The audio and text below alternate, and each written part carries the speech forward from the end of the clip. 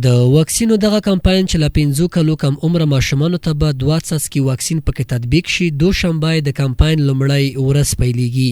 په دغه کمپاین کې به نږدې 3,15,000 هغه ماشومان چې عمرونه له 5 کالو کم وي واکسین شي. رنځپوهان له خوستمشتو غوښتنه کوي چې د خپلو ماشومانو ژوند ته جدي پاملرنه وکړي.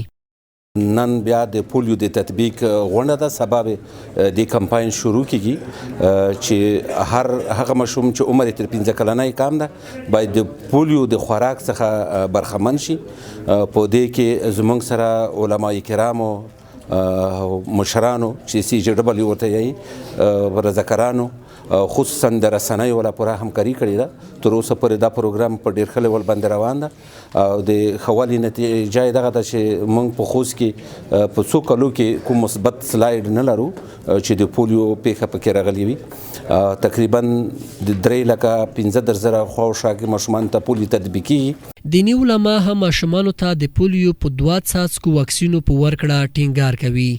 دا اصل کې د اسلام له نظره باید دومره ووایو چې دا ځان ساتل وقایه ورته وایي، او وقایه ځان ساتل دي.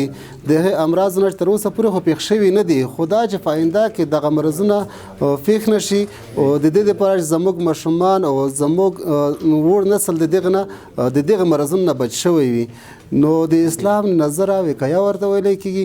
نو وقایه په اسلام کې بالکل جواز لري. نو باید د دغه مرضونو نه موږ د مخکې نه تدابیر ونیسو او دغه مرضونه چې موږ ته رسیږي هغه نه ځان ساتلی وي.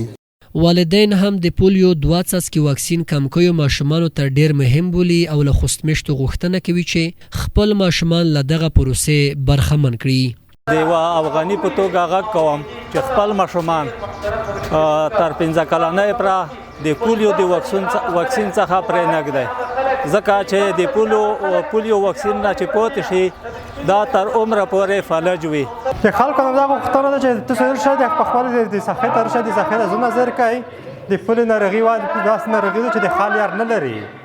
افغانستان کې له کلونو راهیسې د پولیو یا ګوزڼ واکسین پروسه روانه ده او له دغه ساري وایروس څخه د مخنیوي په موخه هیواد کې سلګونه زره هغه ماشومان چې عمرونه یې له 5 کالو کم وي میاشت کې 2 څاڅکي واکسین ورکول کیږي.